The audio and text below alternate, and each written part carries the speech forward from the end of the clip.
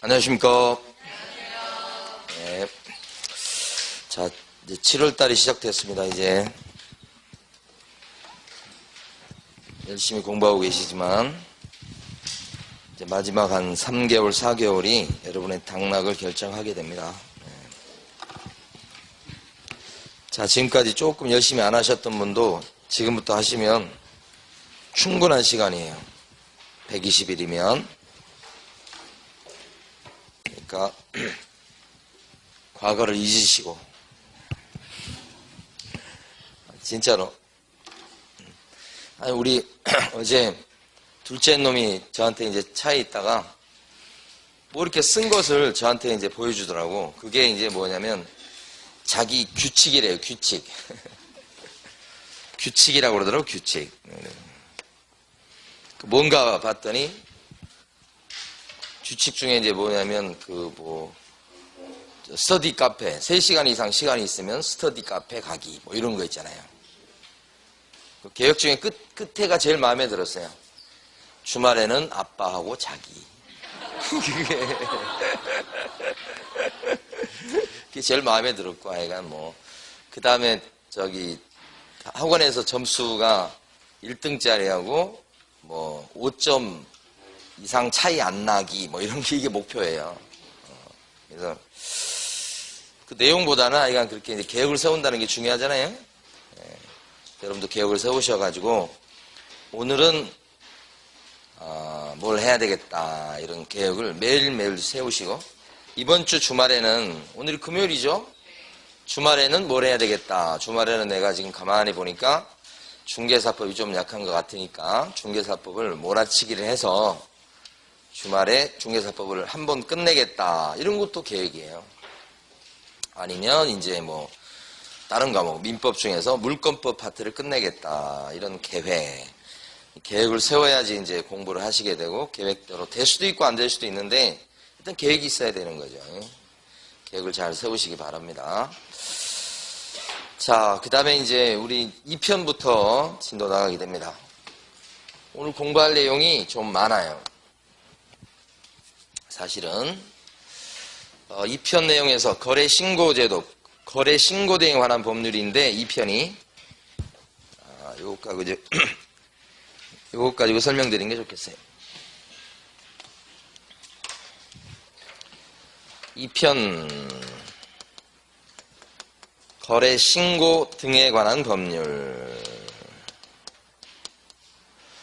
여기서 이제 5문항 정도 출제가 돼요. 이 안에는 여기 나와 있는 것처럼 거래신고 등에 관한 법률 이런 게 하나 있고요. 여기서 이제 2문제 정도 출제되고요. 그 다음에 외국인 특례가 있습니다. 한 3째 시간 정도 배울 건데 여기서 한 문제가 출제되고요. 토지거래 허가제도가 있습니다. 토지거래 허가제도. 여기서 이제 2문제 정도 출제가 됩니다.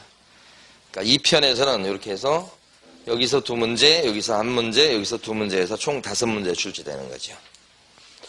그 중에서 여기 있는 여기 첫 번째 거래 신고 등에 관한 법률 요거 볼 텐데, 이제는 부동산 거래 신고 제도만 있는 게 아니고 지금 6월 1일부터 시행되는 게 임대차 신고 제도가 있어요. 거래 신고 제도, 그 다음에 임대차 신고 제도, 그 다음에 제재, 보상금 이런 것까지 있어요. 여기서부터 보도록 하겠습니다. 보통 보면 거래 신고 제도도 계약이 됐을 때 하는 신고, 깨졌을 때 하는 신고, 정정이나 변경 신고 이렇게 똑같아요. 여기도 보면 주택임대차 계약이 체결되었을 때 임대차 신고, 깨졌을 때 여기도 해제 등 신고가 있고요. 정정 신청도 똑같이 있고요. 변경 신고도 똑같이 있습니다. 이렇게 구조가 똑같이 2개가. 여기가 이제 제가 볼 때는 더 출제가 유력해졌어요. 한 문제 정도는 여기라고 보셔야 될 것 같아요. 양이 좀 많아요, 이쪽이. 자, 그러면 여러분 교재에는 어디를 펴시냐면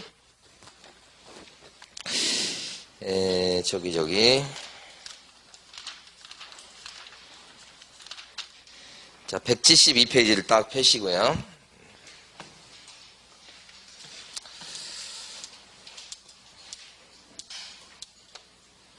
거기 보면 172페이지에 제일 위에 가면 거래 신고 등에 관한 법률의 제정 목적이라고 적혀있는 목적 4가지 있죠? 그 4가지를 한번 읽어보십니다. 지금 거래 등의 신고 및 허가에 관한 사항을 정한다. 이렇게 첫 번째 목적. 그래서 건전한, 그 다음에 투명한 거래 질서를 확립해서 막판에는 국민경제에 이바지함을 목적으로 한다. 이렇게 4가지죠. 한번 읽어봤습니다. 지금까지 한 번도 본 적이 없어요. 시험에 나온 적도 없고 그래요. 그런데 한 번쯤은 읽어볼 필요가 있고 나중에 시험 막바지 가면 좀 정리할 때가 있을 겁니다. 아, 이런 게 있구나. 이렇게 한번 보시면 되겠고, 자, 그 다음에 이제 요 틀을 이해하셔야 됩니다. 거래 신고 제도는 부동산 등에 대해서 매매했을 때 관청에다가 신고를 하게 되면 관청에서 필증을 줘요.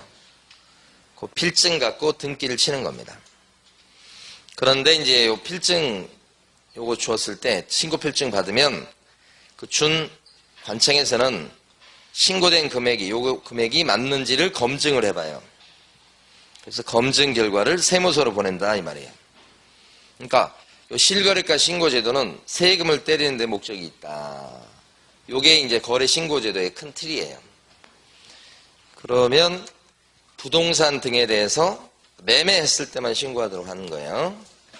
요 신고는 계약서 쓴 날부터 30일 이내에 신고하도록 돼 있어요.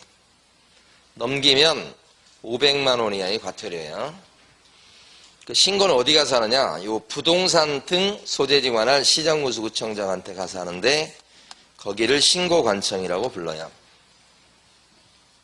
그 신고하면 신고필증을 내어주는데 이건 지체 없이 발급한다 그래요.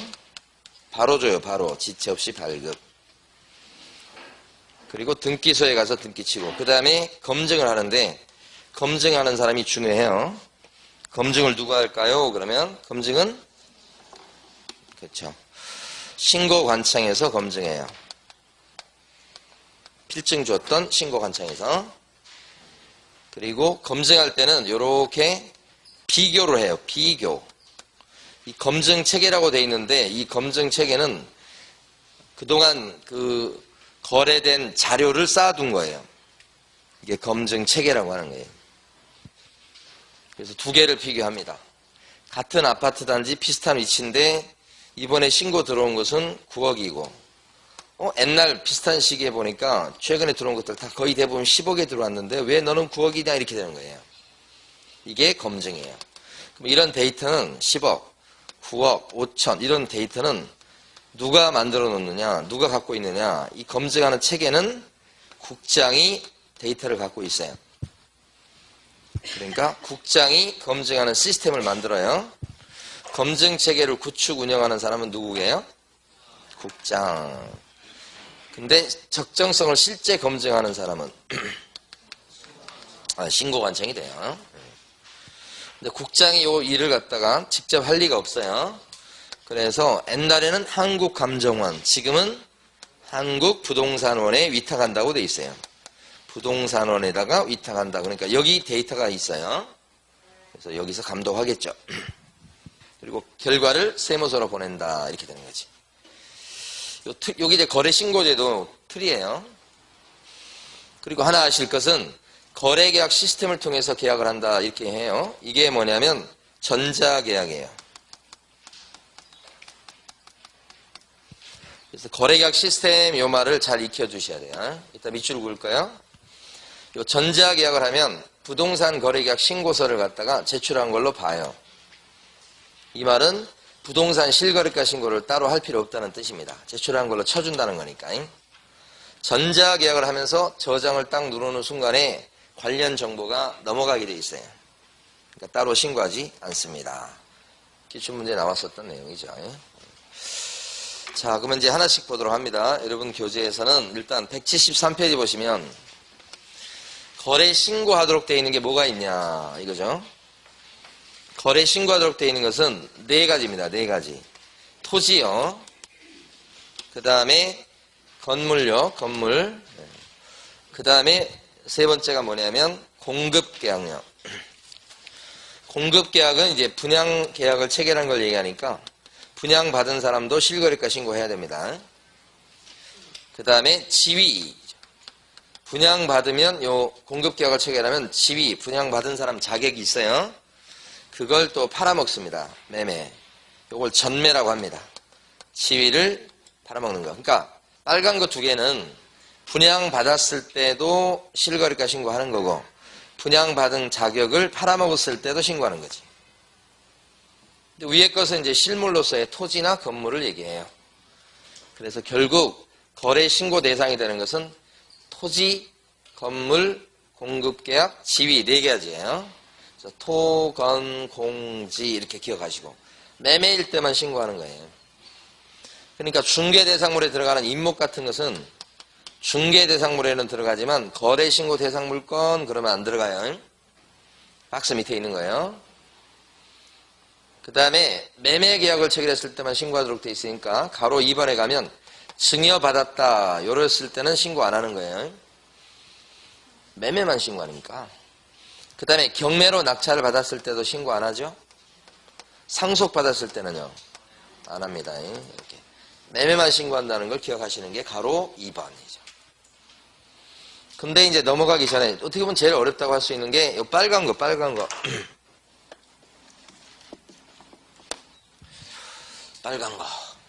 이 빨간 것은 분양받은 거 분양권 팔아먹는 것은 8가지 법에 근거해서 분양받았을 때 그리고 그걸 팔아먹었을 때 신고하는 거니까 이 8가지 법에 들어가지 않는 거에 따라서 분양을 받거나 그런 분양권을 팔아먹었을 때는 신고무가 안 생기는 거예요. 그런데 분양권은 쉽게 말하면 분양권은 대부분 여기 다 들어가요.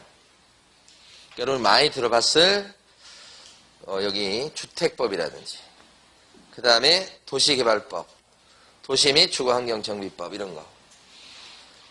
이거 이외에도 여러분들이 좀 들어볼 말이 있어요. 공공주택특별법인 기출문제 나왔었죠. 그 다음에 택지개발 촉진법도 나왔었고 건축물 분야에 관한 법률 이렇게.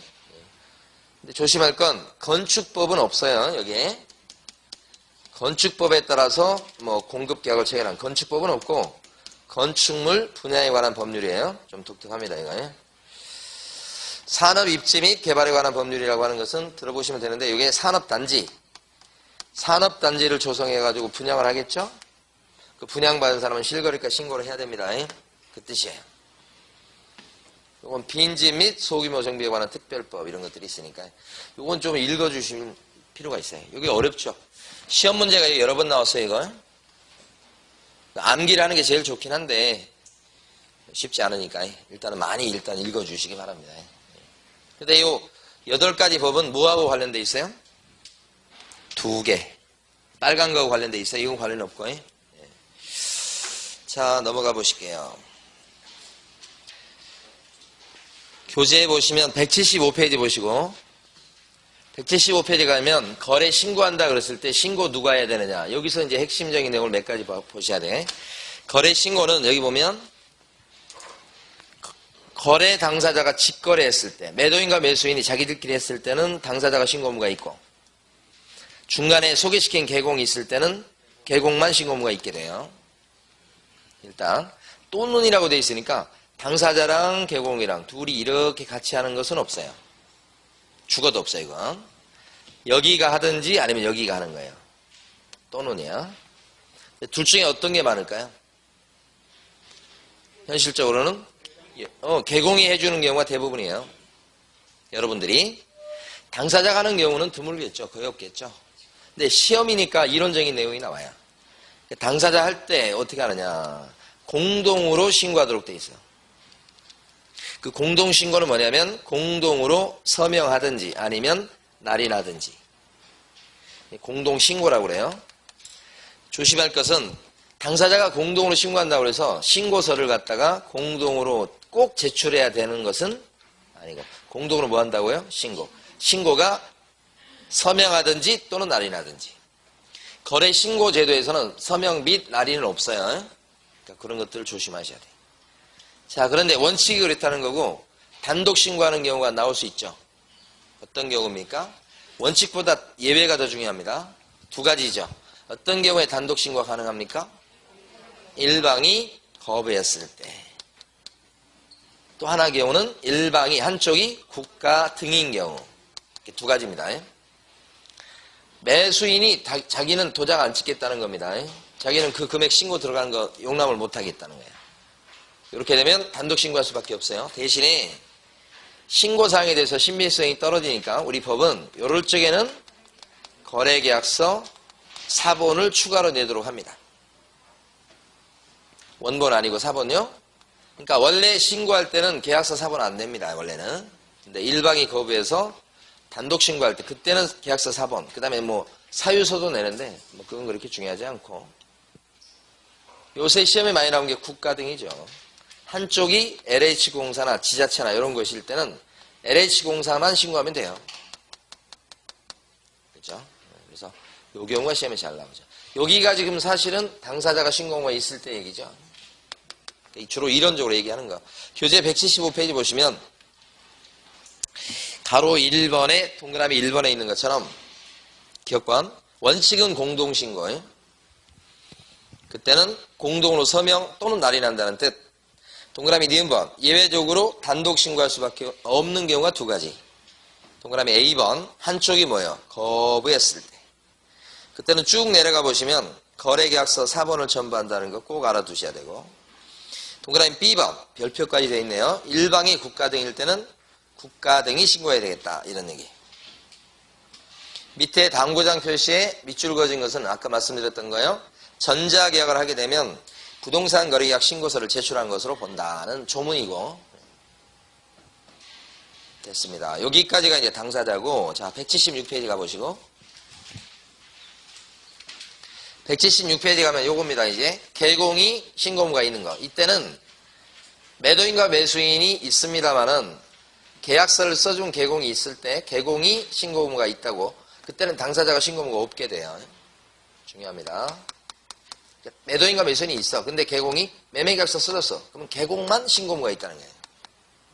그래서 거기 첫째 줄에 보면 셋째 줄까지 개공이 계약서를 작성 교부했을 때는 개공이 신고해야 된다. 셋째 줄까지 나와 있죠. 이때는 자 밑줄 그어진 부분 당사자는 신고무가 없어요. 그게 핵심. 따라서 그때는 개공만 신고무가 있고 개공만 신고서에다가 서명 또는 날인하면 되고 당사자는 서명 또는 날인할 의무가 없다. 이거요. 오후에 시험 문제 내놨어요. 오후에 시험 문제가 좀 어려워요. 어려워서 오전에 제가 시험 문제 낸 거 다 가르쳐 드릴 거예요. 그러니까 그래도 저는 걱정 안 해요. 왜요? 요거 오전에 그걸 시험 문제 보면서 딱 떠올라야 되는데 떠오를까 싶어요. 아니 막 조금씩 바꿔놔서 나중에 이제 시험 보시면 아세요. 어제 딴 데서 시험 봤어요. 딴 데 시험 봤는데 제가 오전에 다 얘기했어요. 평균 57점 나왔어요. 그래서 제가 안심하고 가르쳐 드립니다. 근데 제가 오후에 여러분 시험 점수 잘 나오라고 가르쳐 드린 게 아니에요. 오전에 지금 수업 들으실 때 이게 중요하구나 해서 기억을 해 두시라고 지금 말씀드리는 거지. 오후 시험이 뭔 대수요 그게. 그렇죠? 그러니까 당사자가 있을지라도 개공이 계약서를 써줬으면 개공만 서명 및 날인한다. 당사자는 서명 및 날인 안 해요. 자, 그러니까 30문제를 내놨기 때문에 제가 거의 뭐 한 4, 5분에 한 번씩, 몇 분에 한 번씩 계속 시험 문제를 얘기하게 돼 있어요. 그 얘기할 때마다 다 말씀드릴 수는 없어. 갑자기 이거 생각나서 말씀드려요. 자, 그 다음에 이제 공동중개하면 어떻게 될까요? 개공이 2명이겠죠. 또는 3명이겠죠. 그러면 공동중개했을 때는 공동중개한 개공이 서명 및 날인 아니면 서명 또는 날인 모두 서명 또는 날인. 거래 신고 제도는 전부 다 또는 날인이라고 그랬습니다. 개공도 서명 또는 날인이에요. 자, 오른쪽 갑니다. 신고하는 방법. 오른쪽 페이지에요. 가로 2번.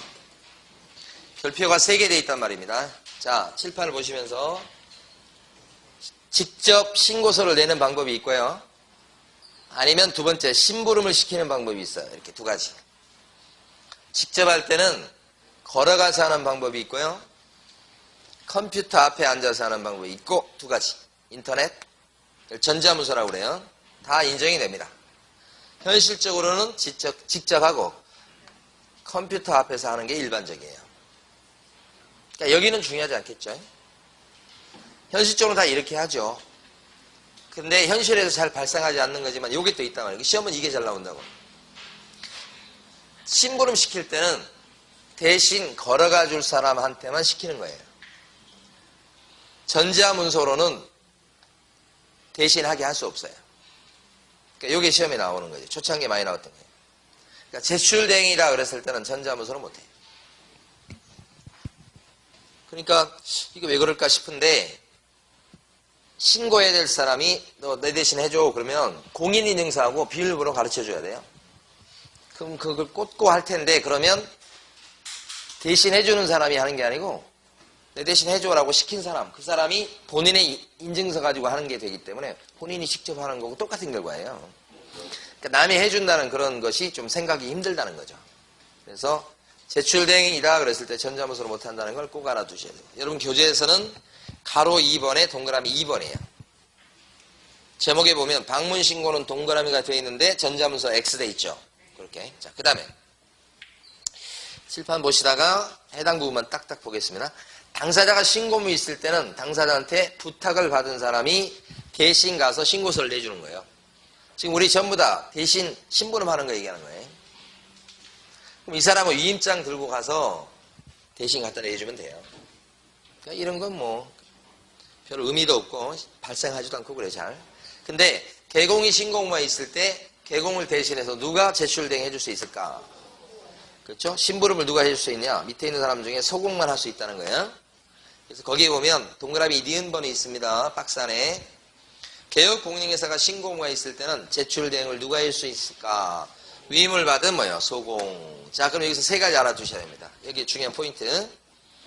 소공이 아니고 중개보조원이라고 하면 아무리 밑에 일하는 사람이지만 제출대행 자격이 없지요.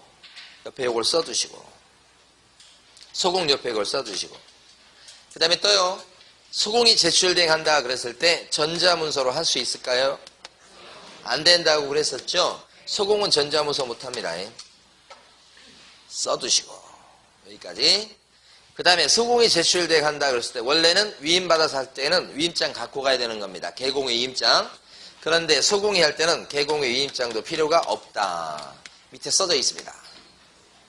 세 가지가 다 X예요.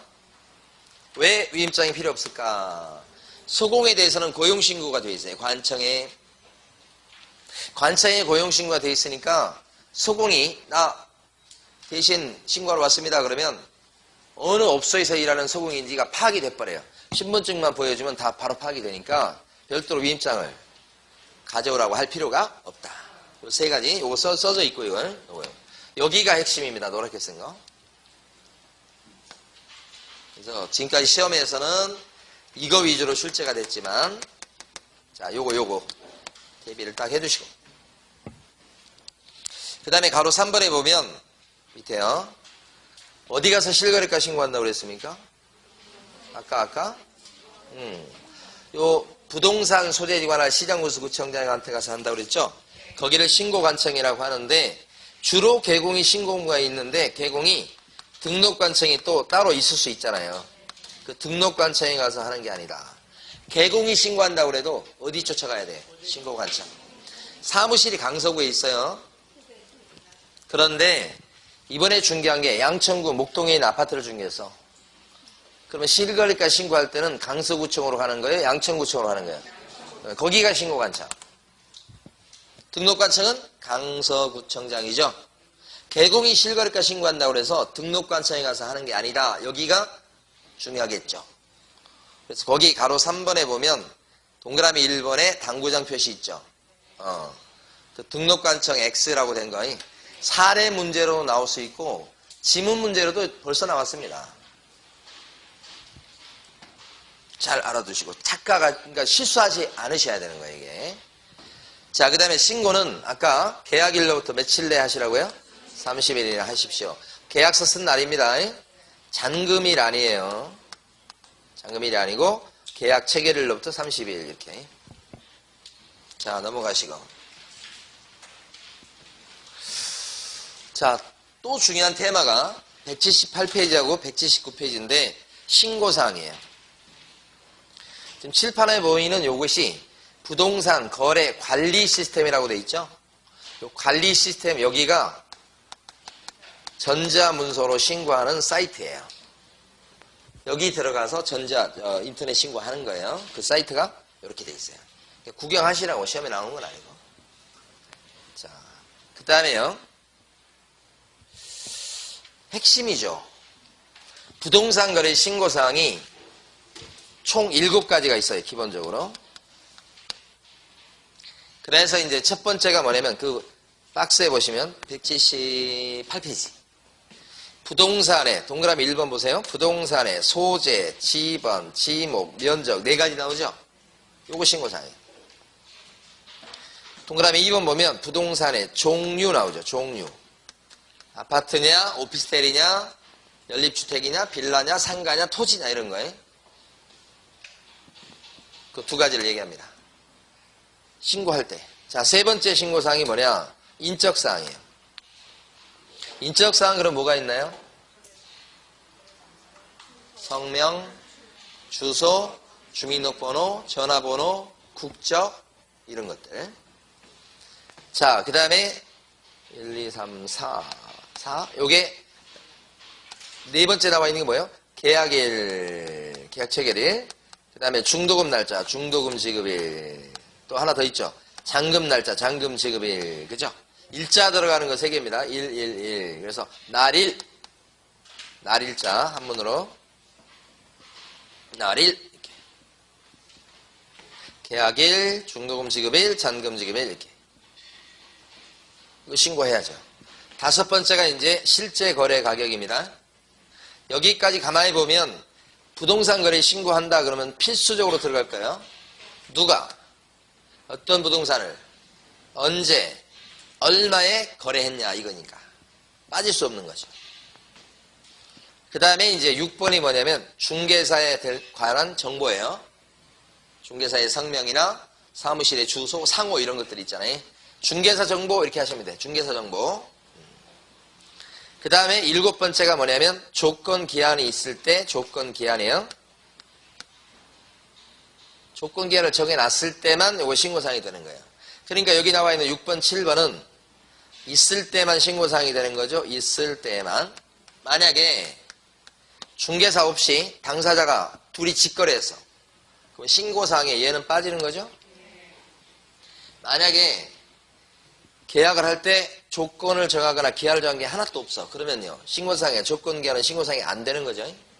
있을 때만 신고사항이 되는 게 6번, 7번. 그래서 여기까지 치면 총 7가지죠. 그래서 부동산 거래 신고사항 7가지를 기본적으로 암기를 하셔야 돼. 암기하실 때는 부동산 거래 신고죠. 부인들이 절에 오는 날에는 실제로 중이 좋아합니다. 이렇게. 부인들이 절에 오는 날에는 실제로 중이 좋아합니다. 이렇게 암기를 해두셔야 돼요. 여기가 이제 7가지 이걸 암기를 하시고요. 그게 7번까지네요. 중요한 것은 이거보다 더 중요한 것은 지금부터 보는 거예요. 지금부터 보는 게 뭐냐면 7가지에서 2가지가 추가돼. 2가지가 8번에 보시면 8번이죠. 자금 조달 계획이라고 나와요. 그러니까 조자를 따서 암기할 건데 그거 보면 다 읽어볼게요. 8번 거래대상 주택의 취득에 필요한 자금 조달 계획 및 지급 방식이라고 돼 있죠. 우리끼리 할 때는 지급 방식이란 말이 있지만 뭐라고 하셔야 돼요? 조달 계획, 조달 계획. 어디서 돈 나서 샀냐를 밝히셔야 돼. 그게 조달 계획. 그 다음에 9번이 뭐냐면 입주 계획. 우리끼리는 입주 계획. 한번 읽어볼게요. 9번도. 8번, 9번 묶으시고요. 거래 대상 주택에 매수자 본인이 입주할지 여부와 입주 예정 시기 등 거래 대상 주택의 이용 계획이라고 되어 있잖아요. 이용 계획인데 이제 우리끼리 할 때는 뭐예요? 입주 계획 하자고요. 이 2가지가 신고사항으로 추가되는 경우는 3가지예요. 그래서 8번, 동그라미 8번, 9번, 8번, 9번을 묶으셨죠, 이렇게?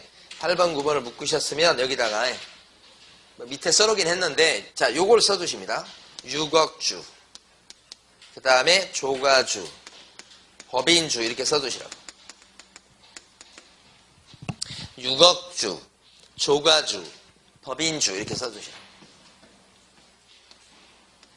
이게 무슨 이 세 가지 경우에만 조달계획과 입주계획이 신고사항이 되는 거예요. 그 세 가지가 뭔가? 자, 6억 이상의 주택에 대해서 매매했을 때, 6억 이상 주택이다 그랬을 때는 지역을 안 따져요. 그 다음에 조정대상 지역이나 투기과열지구내 주택을 갖다가 매매했을 때도 조달계획과 입주계획이 신고사항이에요. 그래서 조가주, 조정대상 지역이나 투기과열지구는 규제지역이에요. 거기에 주택을 매수했을 때요. 술주자이기도 해요. 사실은. 주택의 뜻이기도 하고. 법인주 그러면 법인이 주택을 매수했다. 이렇게 하면 신고사항에 두 가지가 추가되는 거예요. 법인이 주택을 매수했을 때. 이때 세 번째 경우는 법인은 지역을 안 따져요. 금액을 안 따져요. 법인을 세게 규제하는 거예요. 법인이 주택을 매수했다 그러면 조달계획과 입주계획이 신고사항이 돼버려요. 엄청 중요한 거죠. 그래서 6억주, 조가주, 법인주 이 세 가지 수를 기억해야 돼요. 그럼 만약에 서울에서 상가를 매매를 했어요. 법인이 매수를 했다고 10억에 상가를 10억짜리 샀어. 법인이 매수했다고. 그러면 부동산 거래 신고해요? 거래 신고하냐고. 거래 신고는 토건 대놓고 거짓말을 하죠. 매매요, 매매. 상가는 건물 맞습니까? 맞지. 상가 샀다고 그랬는데 법인이. 그럼 부동산 거래 신고하냐고. 해야지. 왜 안 한다고 그래? 이게 거래 신고잖아, 이게. 하는데, 신고상이 몇 개요? 그치, 7개 하고 끝나는 거지. 이쪽으로 안 가지. 여기는 요 수리 들어가야 돼, 수리. 6억주, 조가주, 법인주. 그때나, 이렇게. 두 개가 추가된다고 해. 자, 세 번째 단계. 투기과열지구죠. 투기과열지구다 그랬을 때는 자금 조달 계획, 어디, 나 지금 적금 터갔구나, 이거 사는 거야. 이렇게 쓰고 끝나는 게 아니고, 적금 튼 거에 대해서 증명자료를 내게 돼 있어요. 자금 조달 뭐예요? 증명자료. 증명자료까지 내야 될 것은 어디요? 과열지구죠. 요건 3단계, 그러니까. 그러면 만약에 투기과열, 여기 서울은 투기과열지구죠. 그러니까 만약에 법인이 강서구에서 빌라를 매입을 해요. 근데 2억에 매입해요. 2억에. 빌라를 법인이. 그러면 부동산 거래 신고사항은 몇 가지? 일단 9가지가 되고 이것도 주택이에요. 추가해서 뭐까지 더 내야 돼? 자금 조달 증명 서류까지 내야 된다고. 아시겠죠? 그래서 1단계, 2단계, 3단계까지 간다고요. 그래서 그렇게 딱 정리하면 되고, 그래서 여러분들은 179페이지 보시면, 여기 179페이지 제일 밑에 가면, 투기과열지구내 주택, 이렇게 나왔죠? 거기 별표. 자금 조달, 뭐요? 증명자료까지 내는 거에, 이렇게 딱 정리하시면 돼요. 나머지 이렇게 막 교재에 복잡하게 써져 있는데 읽지 마시고, 주로. 3단계, 7개, 그 다음에, 두 개 추가되는 거, 그 다음에 증명자료까지 내는 거, 이렇게 3단계로 딱 나눠서 구별해 두시면 끝이에요. 자, 그 다음에요.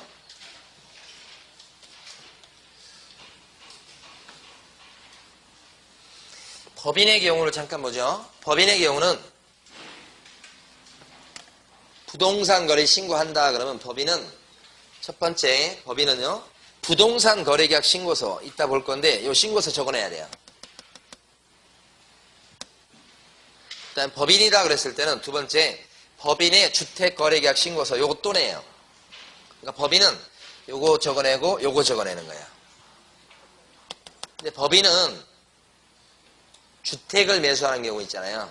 주택을 매수했을 때는 주택 취득자금, 취득자금 및 입주계획서 요거 또 내요. 그러니까 법인은 기본적으로 3장 내는 거예요. 3장.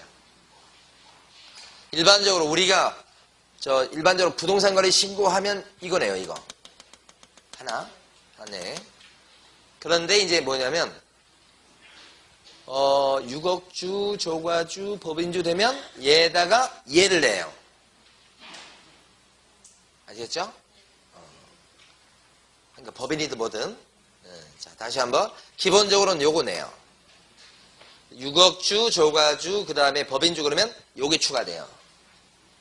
그리고 법인은, 그게 법인이라면 무조건 요게 추가돼요. 법인 나오잖아. 요게 뭐냐? 그러면 법인의 현황, 등기 현황, 거래한 상대방과의 관계. 이 법인이 자기들끼리 막 거래하는 경우가 있어요. 법인인데 자기 가족하고 막 거래를 해. 막. 그래서 이제 탈세로 이어지고 막 그런 경우가 많으니까. 그래서 이제 이걸. 그러니까 법인이라 원래는 이렇게 이걸로 끝나는 경우도 있고, 여기서 여기까지 가는 경우도 있고, 그죠? 법인은 뭐요?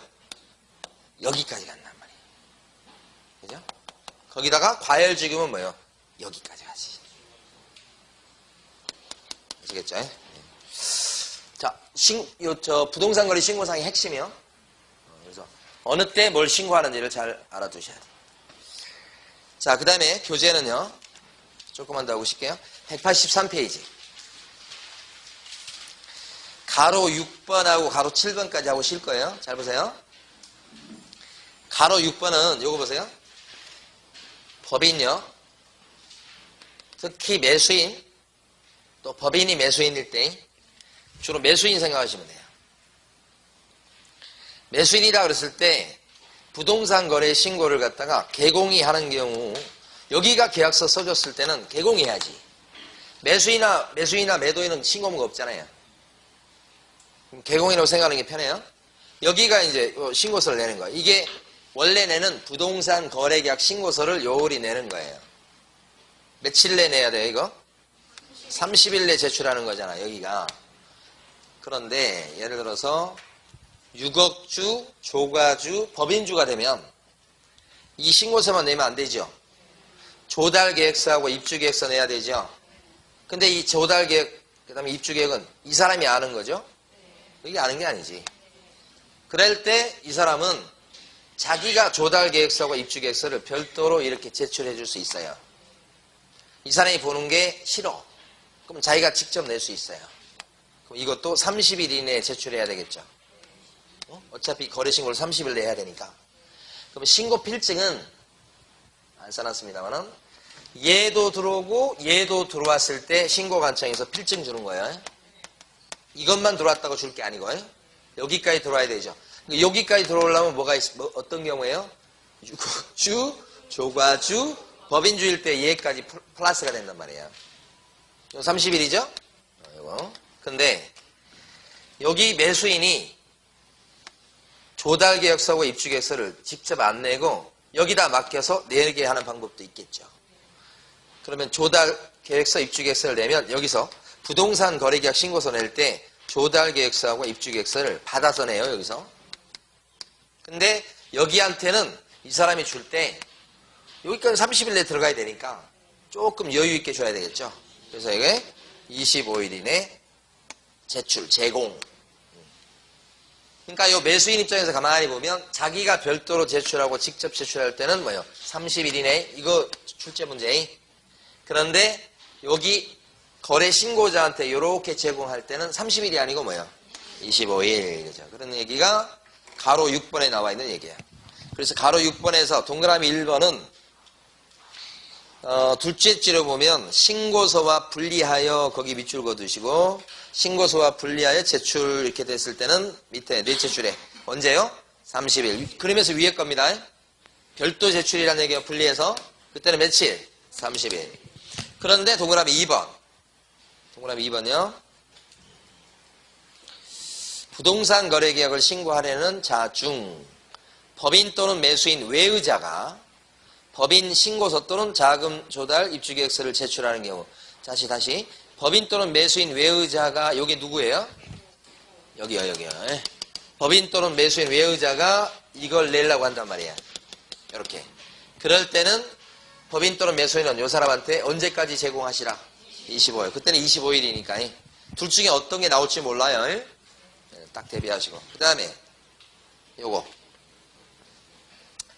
자, 신고관청 얘기가 나왔어요.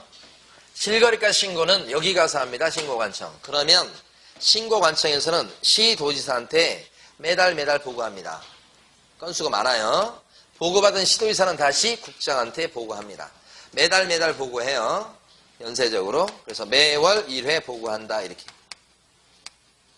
그게 가로 7번에 동그라미 2번. 화살 표시된 거 있죠. 자, 가로 7번에 동그라미 2번 읽어볼게요. 신고관청은 조사 결과를 특별시장, 광역시장, 특별자치시장, 도지사, 특별자치도지사에게 길죠. 여기가 시도지사예요. 신고관청은 시도지사에게 보고하며 시도지사는 이를 국장에게 보고한다. 이 뜻이에요. 그런데 신고관청은 바로 그냥 국장에게 보고한다. 이렇게 나오면 맞아요? 틀려요? 딱 대비하시고 준비하시고 계셔야 돼요. 신고관청은 하면서 여기 국장한테 보고한다. 바로 건너뛰면 X예요. 시도지사 반드시 거쳐야 돼요. 자, 그래서 동그라미 3번 보시면 특별시장, 광역시장, 특별자치시장, 도지사 또는 특별자치도지사는 길죠? 시도지사는 이 말이에요.